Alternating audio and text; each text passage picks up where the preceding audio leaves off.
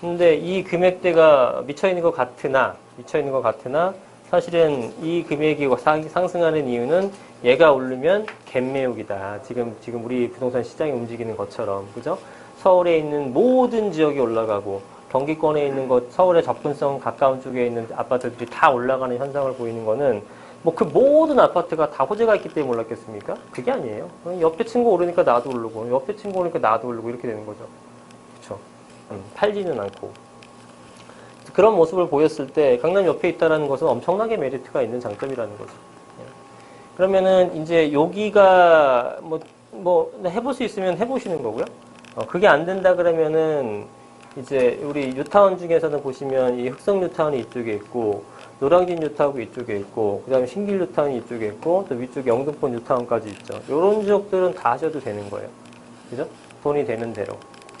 가격은 많이 올랐지만 해도 된다. 그리고 그게 안 된다. 그럼 우리가 흑성뉴타운 재개발 지역 들어가는데 돈이 없어가고 기존 아파트는 좀 덜 들어간 거잖아요. 다 가보니까 뭐 다 없더라. 내 돈으로 안 되더라. 그러면은 이제 똑같은 전략으로 이 중간중간에 있는 애들을 노리는 겁니다. 뉴타운이 안 되면 뉴타운이 아닌 지역을 사면 되고요. 뉴타운이 안 되면 뉴타운이 아닌 지역을 사면 되고 뉴타운이 안 되면 뉴타운이 아닌 지역을 사면 됩니다.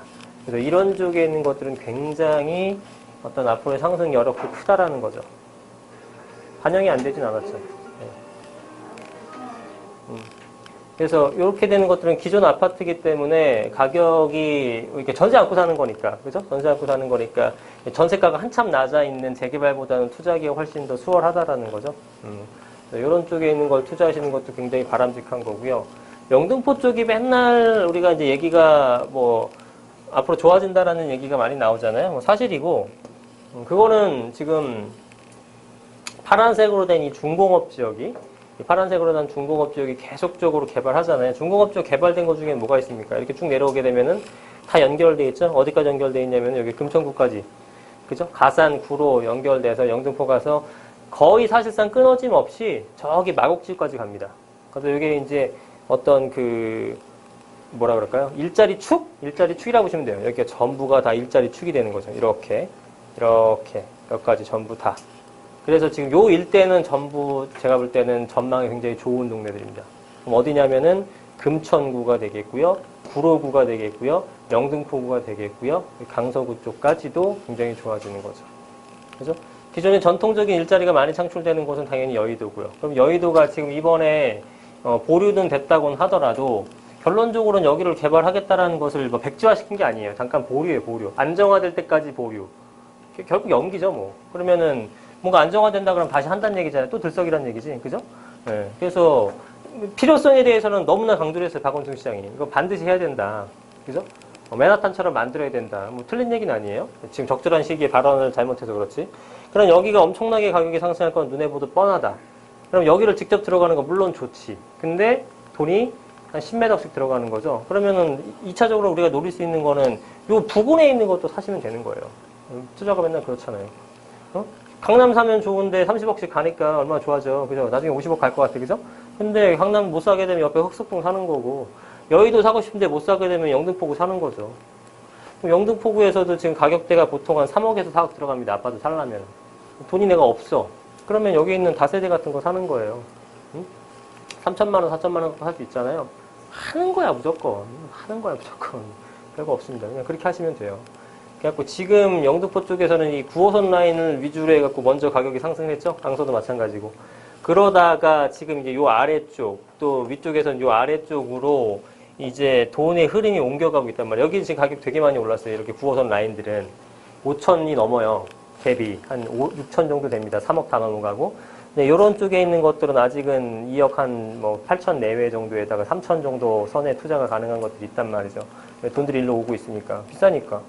똑같아. 갭매우기. 여기 비싸졌으니까 그 다음 오는 거예요. 그죠? 근데 개발은 어디가 먼저 되냐면 요 아래쪽이 먼저 될 것 같습니다. 여기서 이 여의도로 해서 요 주변 물레동 일대까지 이렇게 해서 개발 계획이 잡혀 있거든요. 인터넷만 치면 다 나와요. 예.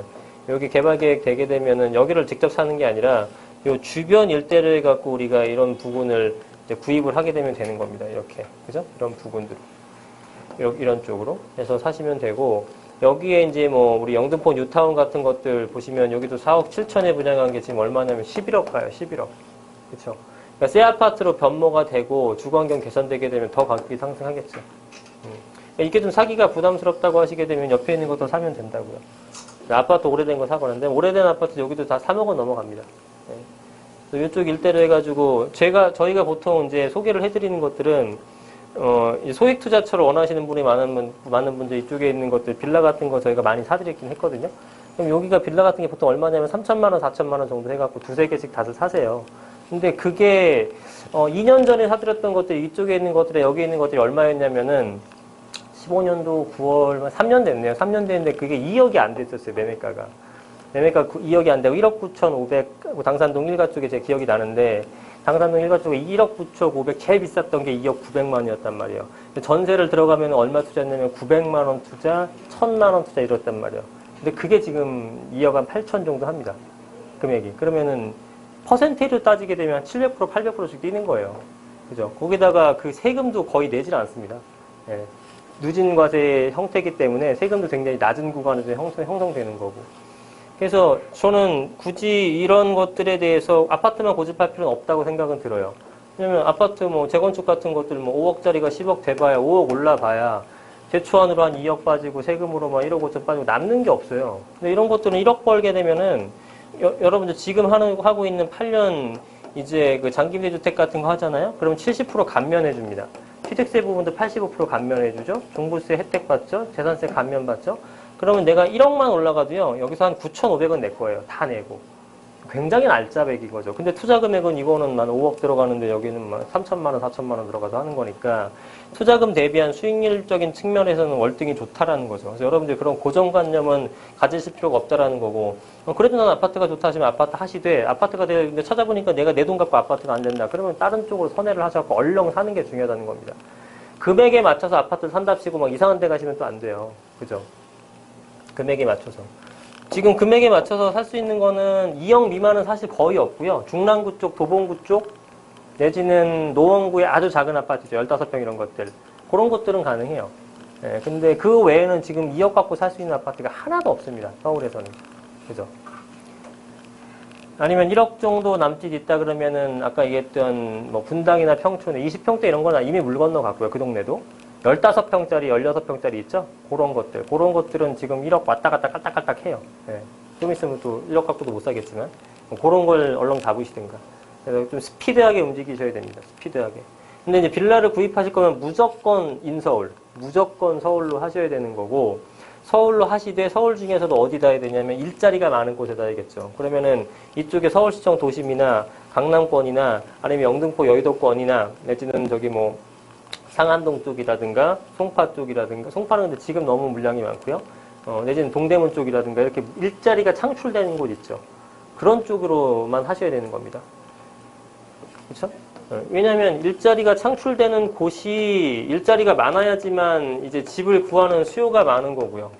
일자리 많은 곳이 집을 구하는 수요가 많은 건데 뭐 일개 신도시라든가 이런 쪽에는 뭐 있습니까? 회사가 없잖아요. 그러니까 이거는 그냥 어떤 처울에 출퇴근하기 위한 목적으로 만든 도시의 성격이 강하잖아요. 분당 같은 경우가 판교가 생겨서 이제 그런 것들은 좀 벗어났다고는 하지만 그러면은 이제 여기서는 뭐 여기까지 갈 필요 없는 거죠. 예. 그래서 일자리가 많은 곳에 있는 사람들은 근처에다가 집을 구하기 위한 집 수요인데 집을 구하려다 보니까 웬만하면 8억 10억이에요. 당연히 이 사람들이 못 사는 거죠. 전세도 6억이야. 못 들어가는 거예요. 이거 어떻게? 직장을 옮기나 그렇다고? 그럴 수는 없잖아요. 이게 당연히 주거 형태를 바꿔서 빌라를 선호하는데 빌라 중에서도 어떤 걸 선호해요? 이제 신축 빌라를 선호하는 거죠. 그래서 이쪽에 있는 것들이 가격이 전세가랑 매매가 강세를 띠고 나타나는 겁니다. 이런 것들은 이런 거 위주로 가고요. 이런 거. 근데 이런 것들에 대해서 수요가 워낙 많다 보니까 이것도 가격 많이 올랐어요. 그죠? 2억짜리가 3억 정도 된 거는 이것도 한 얼마 뛴 겁니까? 50% 이상 뛴 거잖아요. 매매가가. 엄청나게 뛴 거죠. 그죠? 7억짜리 아파트가 지금 한 10억 5천 정도 가잖아요. 올라가는 폭은 비슷한 거예요. 그죠? 옛날에 4, 5년 전에 7억짜리 아파트가 지금 10억, 11억 하는데 그거랑 똑같아요. 2억짜리가 3억 정도 됐으면. 근데 투자 금액은 오히려 더 적다라는 거지, 지금은. 지금 현재에서는. 왜냐하면 옛날에는 얘 1,000만 원이면 투자했거든요, 이런 것들. 그죠? 2억인데 전세가 막 1억 8천, 9천 들어갔으니까. 지금은 한 뭐 2,500에서 3,000까지는 벌어지긴 했지만 여전히 부담스럽진 않아요. 근데 이때는 얘는 7억일 땐 얼마였냐면은 7억일 땐 6,000에서 8,000이면 샀습니다. 여러분 잘 아는 마포나 성동구 쪽 얘기하는 거예요. 멀린 동네도 아니야. 그걸 이렇게 이 정도 금액이면 샀단 말이에요. 7억에다가 전세 6억 2천, 6억 3천 들어갔었으니까. 근데 지금 11억 가고 있는데 전세가 7억까지밖에 못 올라왔어요. 그래서 4억 투자예요, 지금. 부담이 엄청스러운 거지. 근데 얘는 그거에 비해서는 한참 남아있잖아요. 수익이. 그래서 아파트 가격이 상승하고 나서 그 다음에 단독 다가구 빌라 쪽으로 옮겨가는 게 일반적인 가격 상승의 흐름이거든요. 그러면은 이제 아파트 같은 경우는 전반적으로 계속 꾸준하게 상승을 하겠지만 올라가는 어떤 투자금 대비한 올라가는 상승폭에 있어서는 다세대가 지금 더 훨씬 더 크다라는 거죠. 지금 시점에서는. 그렇게 보는 거고 제가 분명히 말씀드렸지만 이 빌라라는 것에 대해서는 무조건 서울 쪽에서만 투자를 하라라고 말씀을 드렸고 첫 번째는 일자리 있는 곳에서 해야 되는 거고 같은 방식이지만 일자리가 없어서 외곽도 사도 되느냐 이건 외곽도 사도 되는데 조건은 뭐냐면 이거는 역세권으로 가면서 소액으로 들어가시게 되면 이것도 성공 투자가 됩니다. 이제 일자리 많은 곳에서는 당연히 역세권이 아니어도 상관은 없어요. 왜? 역세권이 중요한 게 아니라 회사로 가는 게 중요한 거잖아요. 그죠? 그러니까 강남에서 저기 보이는 게 회사인데 지하철하고 멀다고 해서 아무 관계 없다라는 거지. 이쪽 갈 일이 아니라 어차피 이쪽 갈 거니까.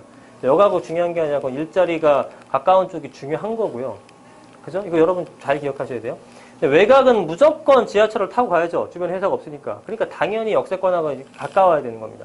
안 그래도 회사랑 우리 집까지 지역이 멀어 죽겠는데 내려서도 한참 우리 집까지 간다 비역세권이라 그럼 짜증나죠. 안 가지 그러면. 근데 사실상 한 7, 8정거장 차이가 나더라도 시간상으로 20분만 더 가면 돼요. 그죠? 20분만 더 가면 되는데 거기서 내려서도 또 한 15분, 20분 간다 그러면 그건 진짜 싫은 거지. 외곽으로 가되 역세권의 소액으로 들어가면 좋은데요. 이 외곽으로 가게 되면 역세권의 소액이 얼마든지 많아요. 놀랍게도. 한 5분 거리 이내, 7분 거리 있는 것들이 1,000만 원 투자들이 되게 많습니다. 투자 금액이 1,000만 원짜리가. 500도 있고요. 네, 1,000도 있고. 1,500, 2,000만 되면 뭐 널렸고. 이런 쪽으로 하시면 되고, 이런 쪽에 금액이 안 오르느냐? 그렇지 않아. 지금 아파트도 지금까지는 오르는 지역만 오른다고 판단했지만 지금 경기도권 다 올랐잖아요. 똑같습니다. 서울이라는 곳은 이렇게 가운데가 먼저 오르고 비싸면 일로 벗어나는 거예요. 여러분들랑 똑같아. 강남 사고 싶은데 못 사면은 동대구 갔다 안 되면은 관악구 갔다가 뭐 이렇게 가는 것처럼 이들도 건축들도 땅값 여기가 괜찮으면 샀다가 비싸게 되면 외곽으로 나가는 거고 여기도 되게 비싸졌다. 그럼 또 이제 외곽으로 나가는 거고 하면서 주변까지 다 가격을 올려놓는 겁니다. 원가가.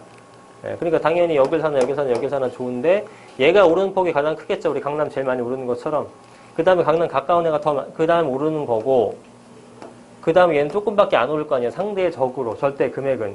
그 대신 얘가 강남 아파트가 10억 투자하고 그 다음에 얘가 5억 투자하고 2억 투자해서 수익 내듯이 얘도 마찬가지로 얘는 1억 들어가야 되고 얘는 7천 들어가야 되고 얘는 2천만 원만 들어가면 투자할 수 있다는 겁니다.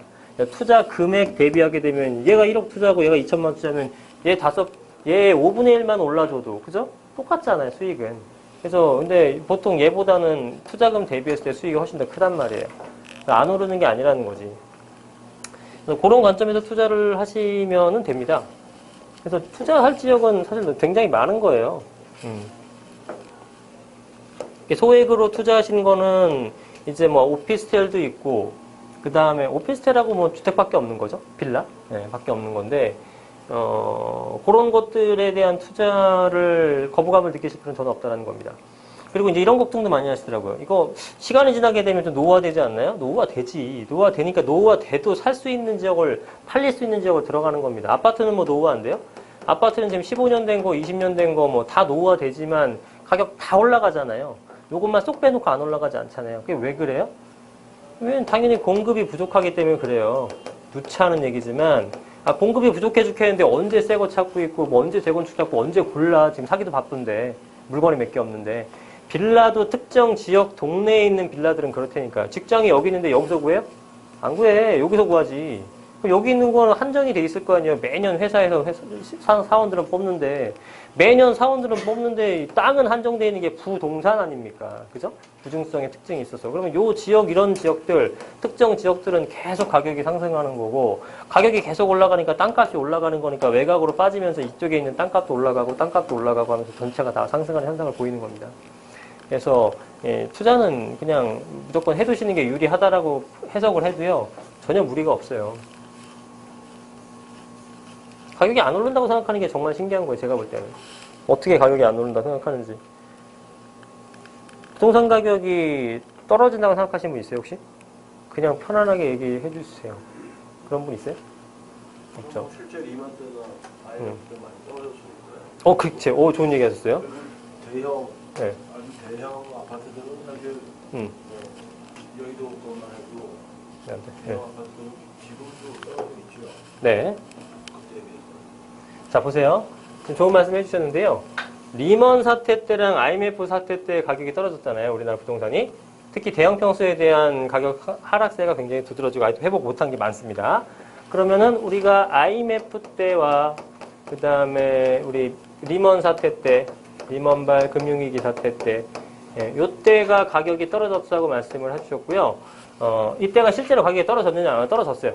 한 15% 정도씩 떨어졌습니다. 그러면은 추가적으로 이거 말고 또 언제 또 떨어졌죠? 우리나라 부동산 가격이 하락했던 시기. 여러분들이 저보다 연배가 많으시니까 더 잘 아실 것 같은데. 잘 기억이 안 나시죠?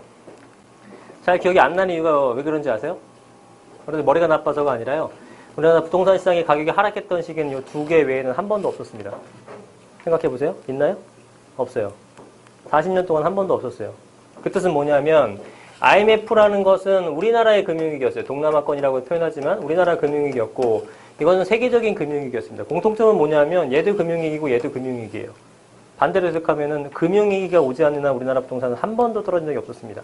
이거는 거의 외국도 마찬가지예요. 모든 나라가 금융위기가 아닌 이상 가격이 계속 상승하는 이유는 뭘까요? 왜 계속 상승할까요? 공급 부족 이런 내용이 아니에요, 이거는. 그렇죠. 인플레죠. 정확히 기억하십니다. 인플레 때문에 그래요, 인플레. 인플레라는 것은 돈의 값어치가 떨어지는 거에 올라가는 거예요? 떨어지는 거죠. 돈의 값어치가 떨어진다는 것은 시중에 돈이 많아서예요, 적어서예요? 많아져서. 매년 올해보다 내년, 내년보다 내후년 점점 돈은 많아집니다. 왜? 조폐공사에서 계속 찍어내니까. 하지만 돈을 갖고 있어도 태우는 사람은 없잖아요. 계속 늘어나는 겁니다. 그쵸? 계속 늘어나는 거니까 실질적으로 명목 가격 자체는 이거는 계속 늘어날 수밖에 없는 거예요. 가격 자체는. 근데 이 가격이 안 올라간다 그러면 그 나라가 이상한 거야. 국가가 이상한 거고 경제가 원활하게 작동이 안 되는 겁니다. 그러니까 원래 올라가는 거예요. 원래. 당연히 원래 올라가는 겁니다.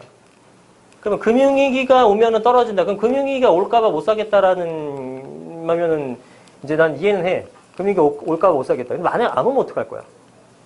안 하면 또 지금 혼자 도태되는 거잖아요. 그 금융위기가 왔을 때 우리가 그 실질적으로 전체적인 상승곡 그 통계량을 봤을 때 회복을 못했냐? 그렇지는 않잖아요.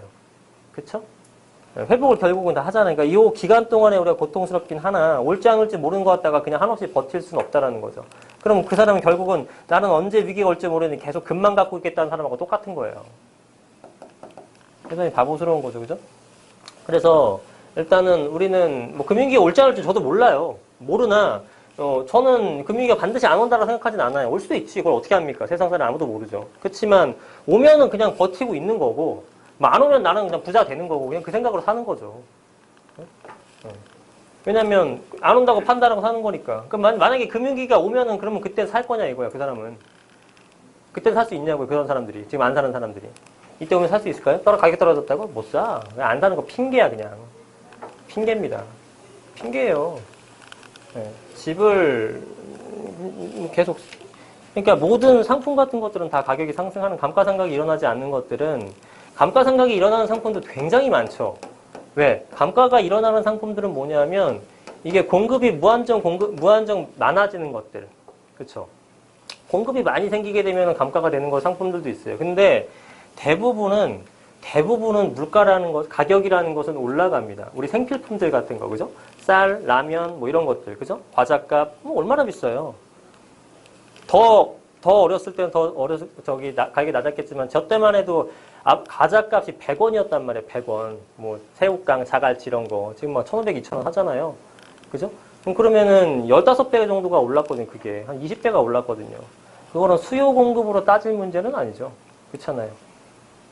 수요가 10배가 는 거예요? 아니잖아. 그건 아니고, 그건 뭐 때문에 그러냐. 그럼 가격은 옛날에 100원에서 지금 1,500원 하는 거는 이건 정확한 팩트인데, 이게 뭐 어떻게 된 사태냐고 해석한다 그러면 이거는 무조건 화폐의 가치가 하락한 거고, 화폐 가치가 하락하는 것은 화폐량이 늘어났기 때문에 그런 거죠. 근데, 그럼 앞으로 그럼 화폐량이 늘을까 줄까? 100% 여러분 다 아시는 거잖아요. 화폐량은 늘죠. 그럼 가격은 올라가는 겁니다.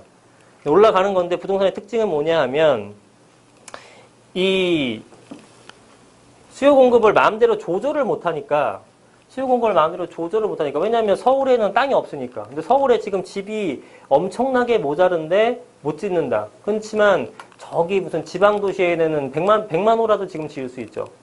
100만 호라도 지을 수 있죠. 하지만 그거를 지어봤자 서울의 집값은 아무런 영향을 안 미친다는 거죠. 그게 문제인 거죠. 공급을 해도 할 방법이 아예 없다라는 거. 다른 상품은 가격이 올라가게 되면은 여기서 밑에 갖고 공급을 펜을 막 공급한 다음에 물류로 유통시킬 수 있잖아요. 얼마든지 찍어낼 수 있잖아요. 그렇죠? 네. 그 옛날에 그 과자 뭡니까? 그거 허니버터칩 같은 거 막 품절 났을 때 공장 증설해서 막 찍잖아요. 그러면 이제 사라지는 건데 이거는 그게 아니라 근본적으로 해결책이 없다라는 거지. 부동산이라는 것은. 서울에 있는 부동산이라는 것은. 그래서 가격 상승 현상은 앞으로도 계속 될 거라고 보여지는 겁니다.